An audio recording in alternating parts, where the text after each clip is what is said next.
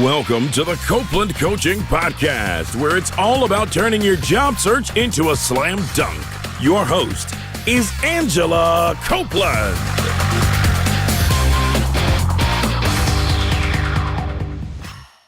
Welcome to the Copeland Coaching Podcast. I'm your host, Angela Copeland. With me today in Austin, Texas, I have Paul Wolfe.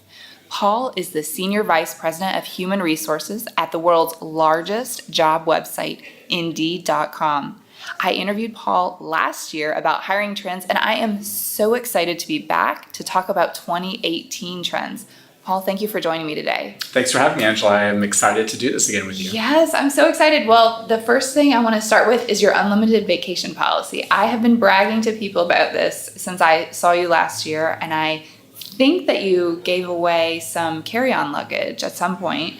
I'm curious, how much vacation do people really take when they have an unlimited vacation policy? Yeah, it's a great question. And it's interesting because a lot of companies that do open PTO, or we call it open PTO, unlimited vacation, kind of you see a big splash when they launch it and then you don't hear anything else about it. Mm-hmm. We've taken the opposite approach where every year we kind of come out with what our stats were for the previous year. And you're right, we did give our holiday gift this year was a choice between Indeed branded carry-on luggage to promote our open PTO policy or a Good Deeds Aid, our company matching program certificate to make a donation to a charity of your choice. And so what we've seen with open PTO is the average number of days taken off in 2017 was 19.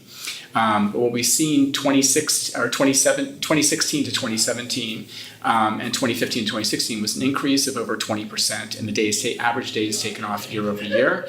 And in the US, that percentage was 30% greater for last year. Okay. And what we hear anecdotally from employees is the fact that they love it, that they don't have to worry about, the old system, at least that we were under, at a cap.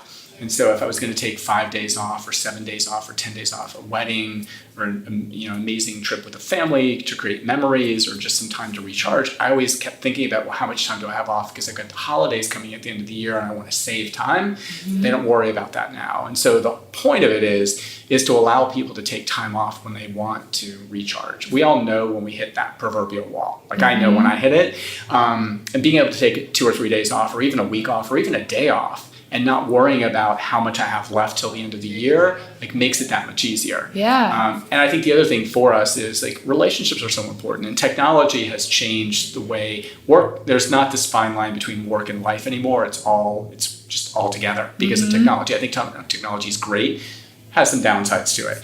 And so making sure that people can turn off and spend time with family and create memories and, reconnect with friends. I had a friend who I, last saw in November, spent some time in New York. She hadn't been in New York for a while. It was just good to turn things off and spend a couple days with her being a tourist in the city that I live in. Absolutely. Well, so if we're looking for a job and we find a company that offers unlimited vacation, how can we tell if that company is really behind the policy in the way that Indeed is, and maybe if they're just sort of giving us lip service? Is there a way for us to detect that? I think it's a really good question. I think a couple things that come to mind for me are, I'd ask the recruiter, on average, how many days do people take off? How do you measure whether the plan's successful or not? And my measurement to our population was, if people take more time off year over year, the program's successful. So the last 2 years, it's been successful. Yeah. I also think it's reading reviews. Indeed.com has over 72 million reviews, and so reading those and see what people comment on. I read ours all the time, usually weekly, to see what people are saying, and people will comment about Open PTO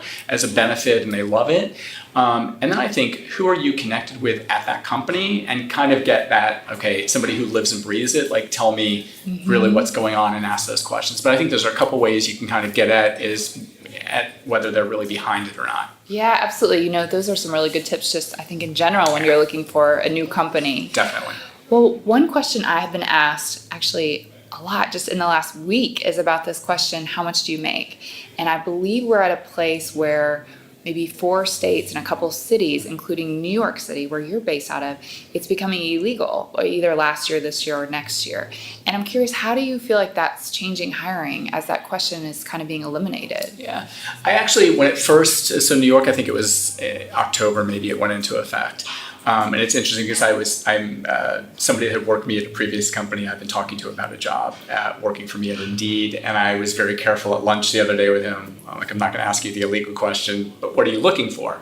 And originally I didn't like it. And my opinion's changed. I actually think it levels the playing field. You read about, equity pay studies and, kind of the disparity between, what a woman makes versus what a man makes for similar jobs or even the same job. And I think some of that comes from how well people negotiate or aren't good negotiators. And so if you go into this with, here are salary ranges that we have, like at Indeed, we have salary ranges for all of our jobs, and our recruiters know that. And they'll ask the question in New York or in any other cities and states where it's illegal to ask what you make now, what are you looking to make? Mm-hmm. And I think if you kind of take that approach, you're really doing yourself a better service up front than when you do your equity pay study and realize, I've got to make a change for all these people because they didn't negotiate as well. Whether they be men or women, it doesn't really make a difference to me. It's about paying similarly for the same job. And then you get differentiators like performance and other things that come into play that differentiate pay. But I actually think it's a really good thing. Oh, that's interesting. So are you saying that from an HR perspective, it may help you later on because you don't have to go in and make sure that everyone's like making fair amounts of money? No, that's exactly what I'm saying. And we still do a pay study every year, but I think it will down the road, and we haven't seen this play out because New York, it just got implemented. Sure. I think California, it was implemented a year ago. I think more states will come. I think Boston or Massachusetts was the first. Yeah. But I think over time, you'll start to see, instead of like having to increase people's salaries after you do an equity pay study, if you just started a level playing field up front and you have good pay practices along the way, I don't think you're going to have to see as much of that as big of check. Like I watched, it was a 60 Minutes piece several weeks ago with Mark Benioff, the founder and CEO of Salesforce, and they were very vocal about their pay equity study, and they paid $3 million the first year to correct any that's super interesting. inaccuracies. And then they acquired a bunch of companies, and I think they had 2,000 employees through these acquisitions, and they did the pay study a year later, and they had to pay another $3 million. And he was very clear to say it's because we didn't go and change their pay practices at those companies that we bought. And so I think if I think that the laws we have in New York and California you're at a more equal footing up front. Right. And I think over time, if my hunch is right, you should see it just more level across and not companies writing big checks to kind of correct inequities. Wow, that's interesting. It's a perspective I hadn't thought of. Oftentimes we talk about it as a male-female issue, and obviously there is a gap there. But I like to think of it as kind of everyone's issue. Exactly. Because maybe I used to work in a nonprofit and I was willing to take less, but I'm moving to a for-profit. Or maybe I lived in a state with a low cost of living like Tennessee, and I want to come and live in New York. And I need to be able to make more in order to sort of adjust for that quality of life. And I think that applies to everyone, no matter what. I completely agree. Those are exactly the reasons that my opinion has kind of swung 180 degrees on this whole thing, is that it creates this level playing field from the get-go. Mm-hmm. You recently wrote an article about radical transparency, which I love that phrase, radical transparency. And I'm curious, on Indeed, we're able to learn more about the company, in particular the company reputation. What can we learn, and why is it important? I think there's so much you can learn, and when I talk to candidates and job seekers, and they're like talking to companies or thinking about working at a company, do your research. Use the reviews on Indeed.com. You can look at the CEO approval rating, what employees think of the CEOs. There's a star rating on there for the company, and 1 out of 5 stars. You see actual comments. There are ratings on the benefits the company offers, the compensation the company offers. And I think that information, and this is another reason I love technology, this didn't exist, it's been a long time since I've actually looked for a job, but the last time I really looked for a job, like this didn't exist. And so there's so much information out there. And I think I think candidates as well as employers lose sight of it. The recruiting process, or this looking for a job process, the interview process, it's a two-way street today. It is not one way. And this is the power of information is in the candidate's hands. Do your research, look at what's there. If there are things that, is any company perfect? No. There is not. I've not seen that. I don't think that exists. And my equation is that the good outweigh the not so good. And if that answer is still a positive answer, then it's a good place. And so I think that kind of, you can really get at some of this. You get really unfiltered reviews. There's radical transparency from either current employees or previous employees about what's going on.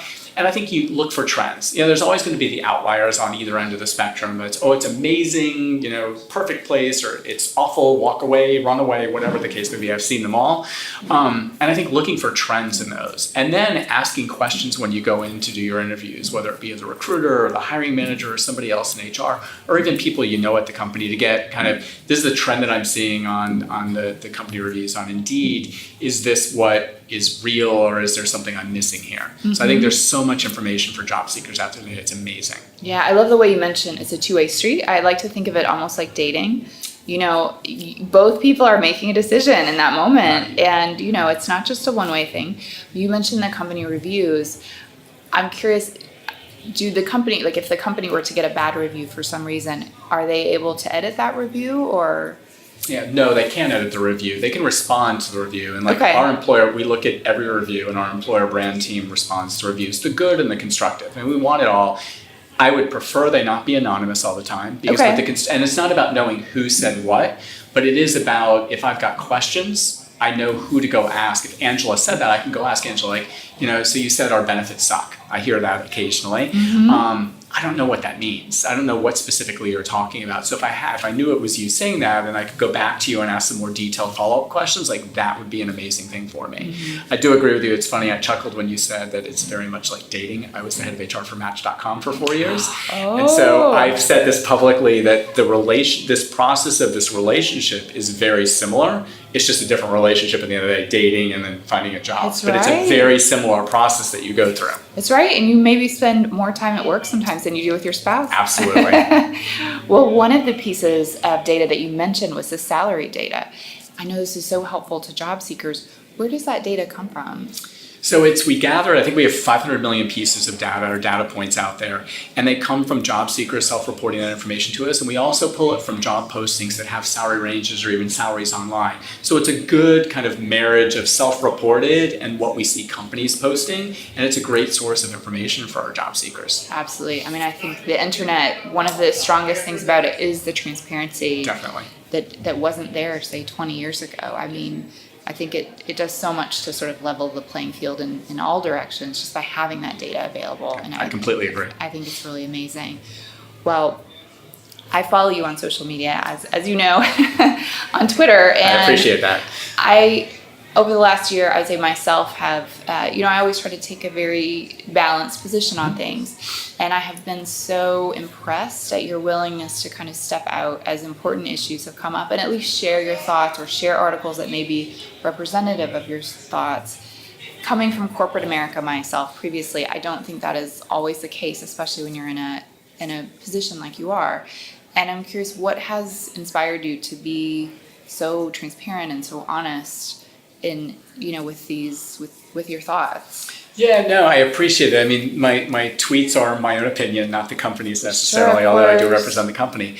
I don't know where the transparency came from. I really don't. I'm an introvert at heart. And it probably started about 10 or 15 years ago where, and I think it comes from kind of being an introvert. I would always get this rap in high school and college and other places, like, he's stuck up, he's too good to talk to us. And that's not the case. It just takes a lot of energy for me to start a conversation with somebody I don't know. Right. And I think that's probably where it came from. And now I'm very transparent about the fact I'm an introvert. With our 6,500 Indeedians around the globe, they know it. I say it a lot publicly. And if you want to start a conversation with me, come up to me. I'm happy to have the conversation, but I'm probably not going to be the first one to start it with you.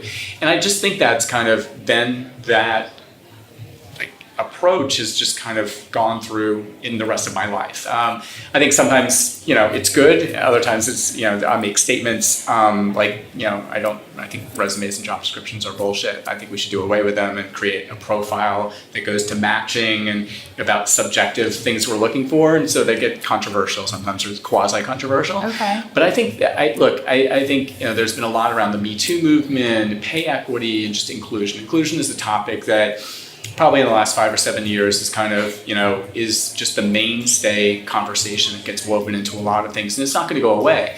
And I think at the end of the day with inclusion, humans are all born with unconscious biases, and we're raised with those. That's the problem with inclusion.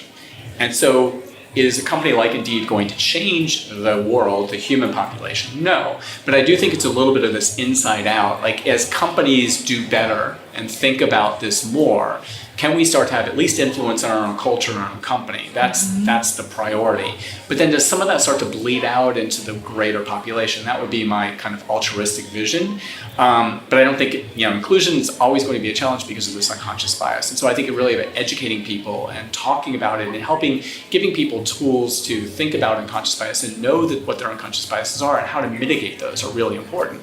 So topics like that or the Me Too movement or whatever, I just feel that I guess I have a bit of a platform these days because I'm the head of HR for an HR company. Yeah. So people tend to listen a bit more probably. And so I just think it's, doing something good with that bit of a platform, I think, in getting these, topics out there in mainstream. And I think the more that people talk about them and ask questions to seek to understand rather than judging based on what you see or what you hear is really kind of where we need to go as a society. I appreciate that so much. I personally struggle with how vocal I want to be about my opinions when I attempt to be very neutral, coming myself from a corporate background. So I think you set a really good example for a lot of people, including me. So I appreciate. Yeah, I try to balance the line. Very much. Well, you mentioned the Me Too movement. It has been such a big topic in the last year. How do you think it's influencing hiring practices and what's kind of going on inside of companies? I actually think it's not a bad thing for hiring practices in companies. I think we need to realize this stuff goes on. It's not good stuff. It happens. A lot of the Me Too stuff has happened 10, 15 years ago, and we're hearing about it now. Mm-hmm. And so I think figuring out how to create an environment where people are transparent, I think about employees being transparent about talking to us about it. If I don't know about the problem, I can't solve the problem. And we recently just did a series of kind of messages, whether email, I did a video, we've done some other stuff internally about, look, this stuff happens, we know what happens, we want you to come talk. Here are all the people you can come talk to, whether it's me, any member of our senior leadership team, your manager, an HR business partner, somebody in one of our inclusion resource groups. It's okay to talk. We need to know about the issues so we can stop the issues from happening or solve them or clarify them, whatever the case may be. And I think that's just important in general. I think the good thing about the Me Too movement is it's gotten people talking about it. I think it's gotten companies more open to talking about it because your comment about being from the corporate world, and I guess we're a corporation because we're a big company now, but I guess I don't march to the beat of that drummer. But we got to get this stuff out there and talk about it and figure out, one, if we do have issues, how we solve them. And then, to me, the more important thing is how we stop them from happening and how we educate people about what's acceptable and what's not acceptable. I think those are the really important things that the Me Too movement has kind of brought to the forefront now. Mm-hmm, absolutely. I love that. I think awareness is a big part of it, and I've almost always been the only woman in any place I've worked. Tough. And I know that I've shared with a lot of close friends and family, just experiences I've observed. And it's been educational for them just to even have the conversation. I know, though, I've observed companies where when someone does bring that kind of thing up, I've seen that with my peers, maybe they are moved to another department or they're removed from the company, and it really discourages them. So it's really... I think it's really nice to see companies I've spent some time with some of our leadership teams on our inclusion resource groups, and it's interesting because I'm a white guy. I happen to be gay, so I'm the executive sponsor of our iPride, our LGBT group, and I look at things through a filter that way because I've had stuff happen to me in my earlier career too, and I'm just that person, you let it roll off your back. It is what it is. But spending time with some of our other leadership inclusion resource groups, leadership teams, and hearing how something that's just common or casual that happens to the workforce and how they think about it through the lens that they look at the world through has been an eye-opening experience for me. And I think that may be part of the reason why I'm more vocal about stuff on Twitter, because this stuff is wrong. And not that and I go back to, everybody doesn't have to be friends or like everybody at the end of the day. But I think that judging people based on what they look like or what their name is or what clothes they wear or what sexual orientation they are or what religion they are, I think it's stupid. That's just my statement on that. I think the better thing to do is when you don't understand or you think somebody's different, ask a question and understand why they may have said something that way, or they may be wearing something that they're wearing, or their hair may be a certain way, or whatever the case may be. Ask, seek to understand. It's going to broaden your knowledge set. I'm not asking you to agree with them or dress that way or wear your hair that way or whatever the case may be. But I just think that's part of a fundamental issue is that we make, and again, it goes to humans, how we're hardwired, we make these decisions, kind of the old phrase, don't judge a book by its cover. It kind of goes to that and just, asking questions to really understand why somebody is the way they are or why they think the way they do. I think, for me, education is really a big part of it. I have, for example, I'll give an example that's completely kind of in a different environment. When I am in a parking lot at a grocery store, very, very often random customers, men customers who are walking through the parking lot, try to help me load my groceries into my car. Okay. I have an unusual looking car, and it scares me so much because I'm thinking, are they trying to rob me? Who is this person? I don't know them. And I have, over and over talked with people and said, I've even said it to someone once who came up to me to talk about it. And I said, hey, to a stranger, you're really scaring me right now. Like, I don't know you. And your experience of what's happening and my experience of what's happening are really different. And I think if we don't have those conversations, the person just thinks they're helping me with my groceries. Completely. And I'm terrified. Everyone's perspective is their reality. And the exact example you mentioned, your perspective was, I'm scared. And the man's perspective was, oh, I'm helping this woman. Right. Something similar, I was in a grocery store parking lot and parked. I had just come out. The woman next to me was loading her groceries. She clearly was probably 8 or 9 months pregnant and had a child in the car. And I'm like, wow. And she had a lot of stuff to unload and kind of big stuff. Yeah. So I said to her, I want to come over and help you put your stuff in your car if you're okay with that. And she looked at me and she's like, oh my God, thank you so much. Yeah. She goes, I'm really, but it was, I don't know why I had the forethought to say to her, make this statement because I didn't want to just go over there and freak her out. But I didn't want to help her. I felt awful for her. It's oh my gosh. And so, a little different than yours, I at least said it and she's like, oh, thank you so much. And I went over and finished loading. Well, it's car. Totally different. Same grocery store example. That's funny. But you have an awareness. Everyone's perspective is their reality and we don't know what their reality is. We don't know, we could be sitting and watching the same film. And I could have one interpretation of it and my husband could have a very different interpretation of it. And it's because we were raised differently and we have different filters on the world. Even though we're both white gay men, it doesn't mean not everyone is the same. And I think that's the beauty of humanity. Exactly. Everyone's different. And that's what makes the world go round. But I think we've got to do a better job of asking questions to seek to understand. That goes to your comment about education. It's just to try and understand why somebody thinks or does or perceive something the way they do. I think the world would be so much such a better place. Absolutely.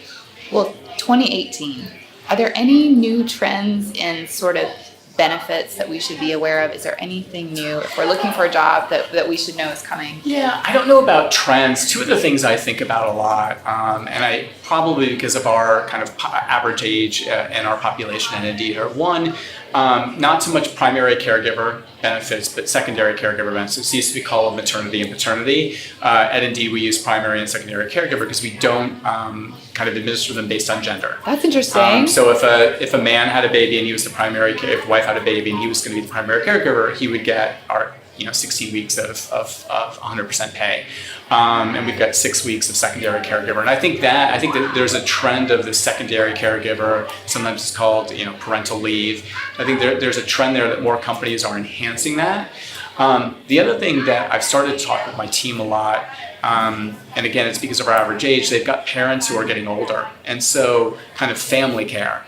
And just dealing with taking care of an older parent or an older aunt or uncle and how you work through that, because there's stress and emotion that's put on the employee that's dealing with that. And so being able to help them, and if there's any other kind of benefit of helping find the right caregiver or caretaker for kind of an elderly family member, I think those are two things that we're starting to talk about and think about as we start to plan 2019. That's interesting. I can't believe I just said 2019. That's I only made it 2018, but that's what we're thinking about now. Well, if we have fallen in love with Indeed and we're interested to come and work at Indeed, do you have any tips for us as we're going through this process? Indeed.jobs, all of our current jobs are posted there. I'd reach out to anybody on the HR team, the recruiting team. Most of us are on Twitter and find us, ask questions. I think reading our reviews on Indeed.com and the company review page is a good, kind of piece of research. following me on Twitter. Yes. At P Wolfe with an E at 67. Perfect. You get some of my insights and what the head of HR of Indeed thinks. But I think all of those things are really important, and we've got plenty of open jobs. We're growing. It's been a great year for us this year and last year and the year before that. Hopefully that trend continues, and we've got to hire 3,000 people between now and the end of the year. No way. That's so great. Yes. Well, congratulations. Well, thank you for joining me. This has been excellent. No, I appreciate the time, and it was great to see you again, second year in a row. Yes, thank you. Thank you for listening. Don't forget to help me out, subscribe on iTunes, and leave me a review. Thank you for listening to the Copeland Coaching Podcast today with your host, Angela Copeland. Tune in next time to get more great tips on turning your job search into a slam dunk.